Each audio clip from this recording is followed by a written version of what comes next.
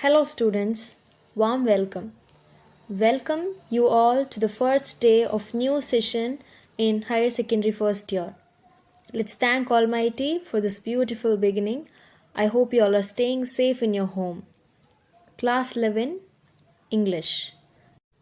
First unit Prose, the portrait of a lady. Yes, unit 1 Prose, the portrait of a lady, page number 1. By Kushwant Singh. He is the narrator of the story as well as the author. He himself has been narrated the story. So, as you all know, knowing about the author is very important for you all to write the introduction part in your paragraph. So, now we'll know about the author. Kushwant Singh. He is an Indian novelist and lawyer. He studied at St. Stephen's College, Delhi, and King's College, London. He joined the Indian Foreign Service in 1947. As a writer, he is best known for his keen secularism, sarcasm, and love for poetry. He served as the editor of several literary and news magazines as well as 2 newspapers. He was awarded with Padma Bhushan in 1974, Padma Vibhushan by the Government of India, and Sahitya Academy Fellowship by Sahitya Academy of India.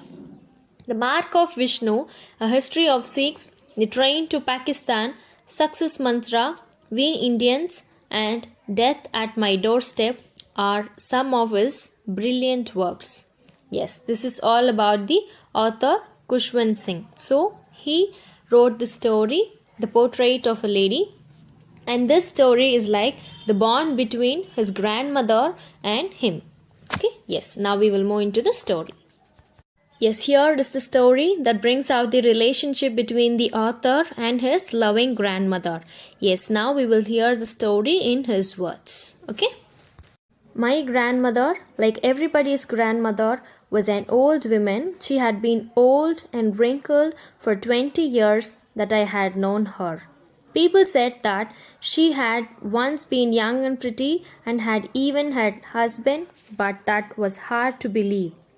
My grandfather's portrait hung above the mantelpiece in the drawing room. He wore a big turban and loose-fitting clothes, his long white chest, and he looked at least 100 years old. He did not look the sort of person who would have a wife or children. He looked as if he could only have lots and lots of grandchildren.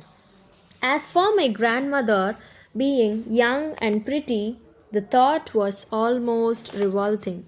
She often told us the games she used to play as a child that seemed quite absurd and dignified, and her part we treated it like the fables of the puppets she used to tell us. She had always been short, fat, and slightly bent. Her face was a crisscross of wrinkles running from everywhere to everywhere. No, we were certain she had always been as we had known her. Old, so terribly old that she could have grown older and had stayed at the same age for 20 years. She was always beautiful. She hobbled about the house in spotless white with one hand resting on her waist to balance her stoop and the other telling the beads of her rosary. Yes, she was beautiful. She was like the winter landscape in the mountains, an expanse of pure white serenity, breathing peace and contentment. My grandmother and I were good friends. My parents left me with her when they went to live in the city. We were constantly together. She used to wake me up in the morning and get me ready for school. She said her morning prayers in the monotonous sing-song while she bathed and dressed me in the hope that I would listen and get to know it by heart. I listened because I loved her voice but never bothered to learn it.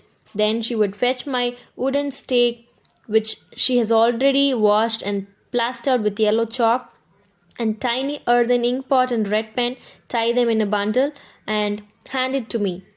After a breakfast of a thick stale chapati with a little butter and sugar spread on it, we went to school.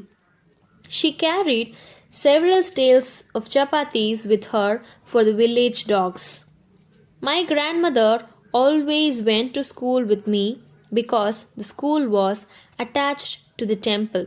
The priest taught us the alphabets and the morning prayer, while the children sat in row on either side of the veranda singing the alphabet or the prayers in a chorus. My grandmother sat inside reading the scriptures.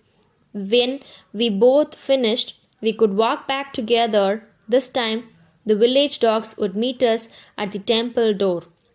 They followed us to our home, growling, fighting with each other for the chapatis we threw to them.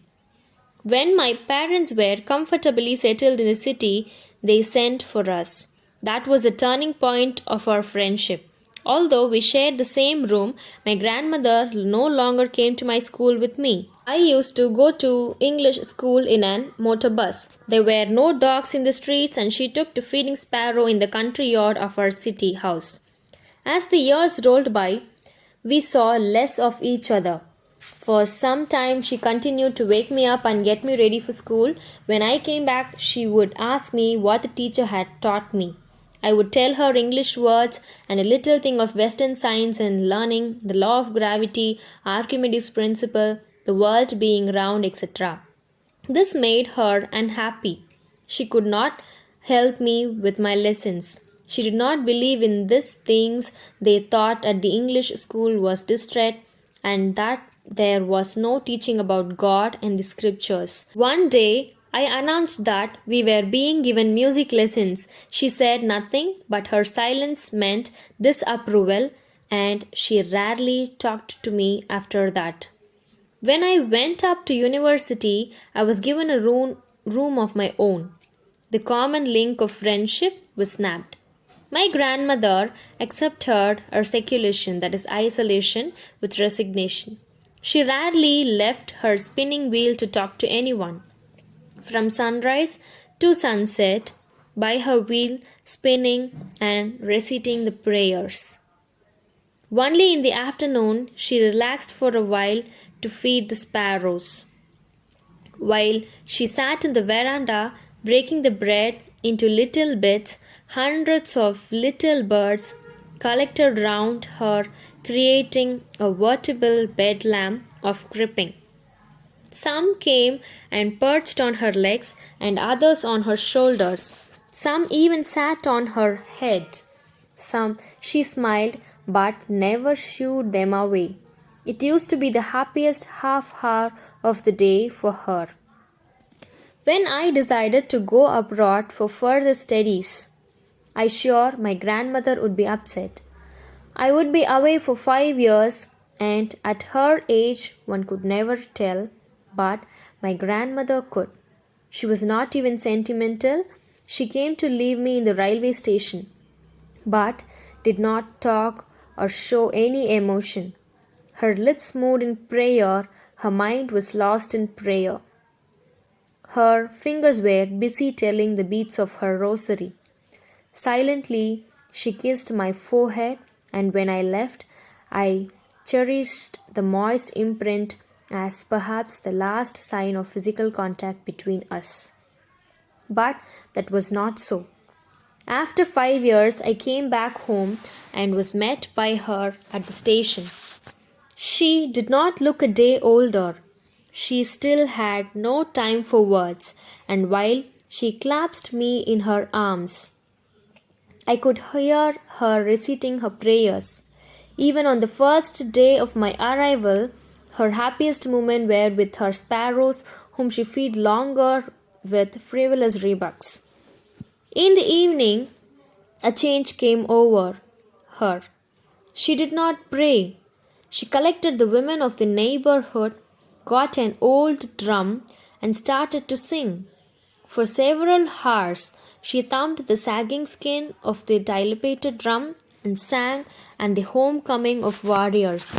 We had to pursue her to stop to avoid overstraining.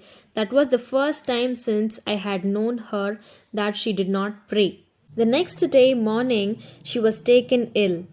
It was a mild fever, and the doctor told us that it would go, but my grandmother thought differently. She said that since only a few hours before the close of the last chapter of her life, she had omitted to pray. She was not going to waste any time of talking to us. We protested. but she ignored our protest. She lay peacefully in bed, praying and telling her beads. Even before we could suspect, her lips stopped moving and the rosary fell from her lifeless fingers. A peaceful pallor spread on her face, and we knew that she was dead. We lifted her off the bed and, as is customary, laid her on the ground and covered her with a red shroud. After a few hours of mourning, we left her alone to make arrangements for funeral.